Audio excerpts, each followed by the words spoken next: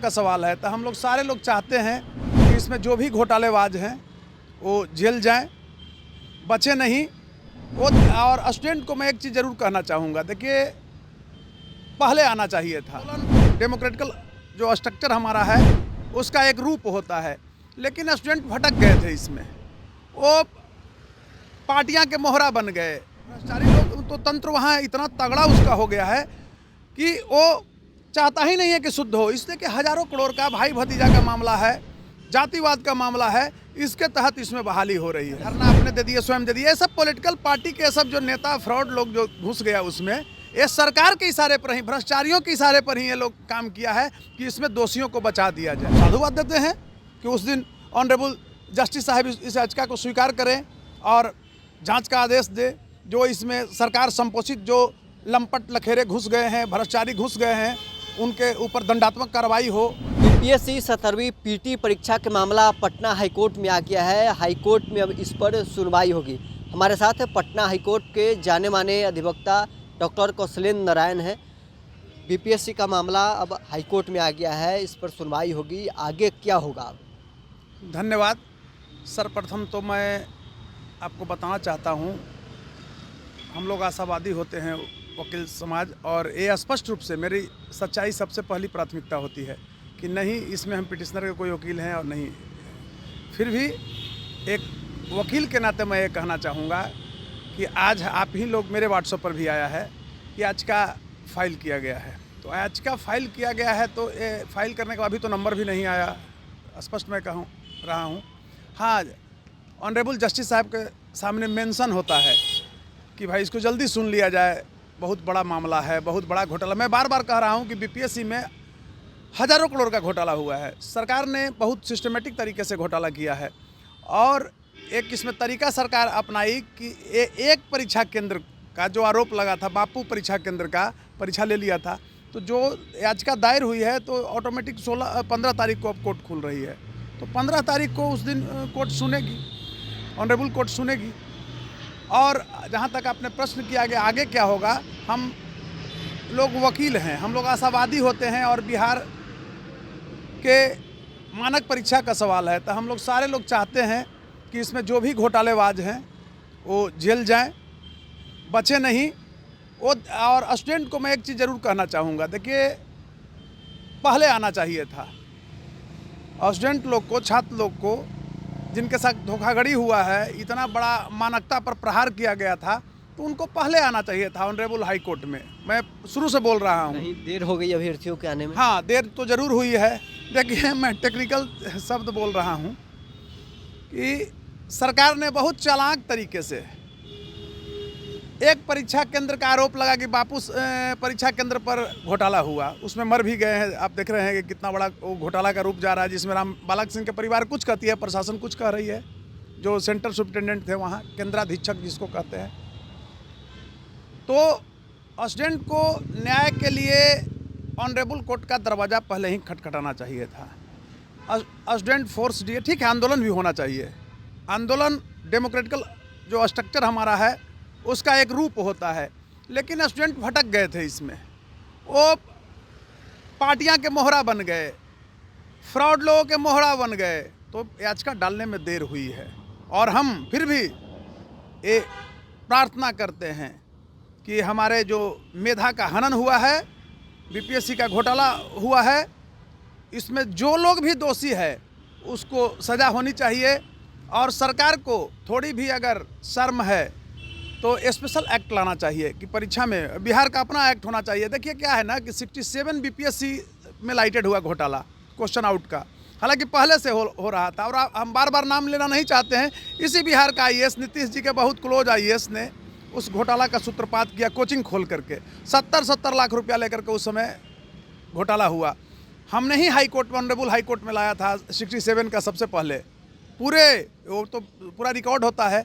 उसमें क्या हुआ, मैं स्पष्ट रूप से आपको कहूँगा कि जब हाई कोर्ट में मामला आया, ये सब आया, तो थोड़ा प्रेशर बना सरकार पर, और उसमें रंजित रजक डीएसपी की गिरफ्तारी हुई, कई लड़के की गिरफ्तारी भी हुई थी, सबको सरकार ने छुड़वा दिया। चार्जशीट फ्रेम ही नहीं कर पाया, जो एक लिमिट अवधि होता है उसके तहत, तो उसको 60 दिन के अंदर ही बेल मिल गया। सर्वप्रथम मैं कहना चाहता हूँ कि आखिर क्यों बीपीएससी दागदार है। कहीं न कहीं तो कोई न बैठा हुआ है ना भाई, भ्रष्टाचारी लोग तो तंत्र वहाँ इतना तगड़ा उसका हो गया है कि वो चाहता ही नहीं है कि शुद्ध हो। इसलिए कि हज़ारों करोड़ का भाई भतीजा का मामला है, जातिवाद का मामला है, इसके तहत इसमें बहाली हो रही है। इस बार क्या होगा, अभ्यर्थियों को उम्मीद रखना चाहिए? बिल्कुल उम्मीद रखना चाहिए।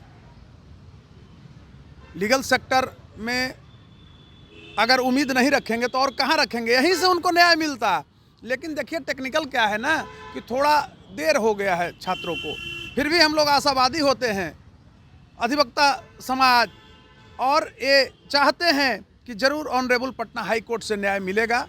और दूसरी तरफ एक चीज़ मान लीजिए कि उसका दूसरा पक्ष मैं बोल रहा हूँ कि थोड़ा लेट हो गया है छात्रों से, क्योंकि सरकार देखिए एक बार अगर कैंसिल होता पूरा एग्ज़ाम कैंसिल होता। सरकार तो इसमें सरकार के लोग शामिल ही हैं, तो सरकार ने बहुत ही चालाकी तरीके से एक परीक्षा केंद्र का बापू परीक्षा केंद्र का एग्ज़ाम ले लिया।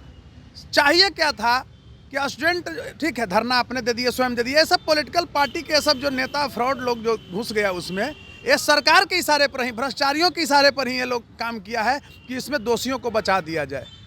लेकिन इस पर छात्रों को सजग होने की ज़रूरत है।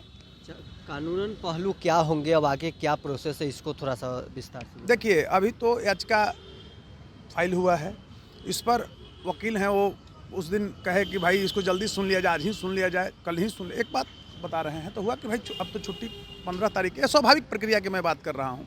मैं न वहाँ था नहीं, लेकिन यही एक लीगल प्लेटफॉर्म होता है। तो 15 तारीख को याचिका लिस्ट पर आएगी, उस दिन ये चलेगा आगे कि नहीं चलेगा उस दिन डिसाइड होगा। ये आप जो अभी हमको कहे कि याचिका मंजूर कर लिया गया, ये नहीं, याचिका नहीं, मेंशनिंग स्लिप दिया गया है कि इस केस में अभी नंबर भी नहीं पड़ा है, हम सिर्फ डाले हैं, उसके लिए नियम है, टोकन कटता है, फिर नंबर आता है।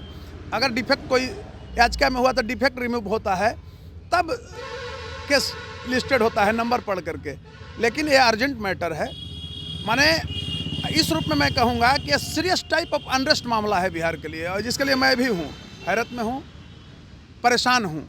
ये क्या बिहार में हो रहा है, ये कहाँ तक माफिया तंत्र घुसा हुआ है, हर चीज़ में घोटाला कर रहा है। बीपीएससी की इस रूप में मानिए मानकता, जैसे इससे पीसीएस अफसर पैदा होते हैं, डिप्टी कलेक्टर होते हैं, अब तो बढ़िया डिप्टी कलेक्टर का प्रावधान है, एसडीओ बन जाते हैं वो लोग, और वो लोग जब फ्रॉड तरीके से बहाल हो रहा है तो ये बिहार की मानकता का सवाल है, बिहार का स्वाभिमान का सवाल है, और हमारा समाज यानी बिहारी समाज कलंकित होता है, इससे हमारी रुकती है। हमारा जो छीछा लेदर हो रहा है पूरे देश में, यह कहीं से न्यायोचित नहीं है, क्योंकि आफ्टर इंडिपेंडेंस मूवमेंट बिहार वर्तमान सरकार में एक ऐसा अपना चरित्र, कुसंस्कारी चरित्र प्रस्तुत किया है राष्ट्रीय स्तर पर, जो कि आफ्टर इंडिपेंडेंस मूवमेंट कभी ऐसा नहीं हुआ था कि इतनी बड़ी व्यापक पैमाने पर बार बार बीपीएससी में घोटाला हो रहा है। 15 जनवरी को जब कोर्ट खुलेंगे, नंबर लगेगा और इस पर सुनवाई होगी, अभ्यर्थियों के लिए खुशखबरी आने वाली है।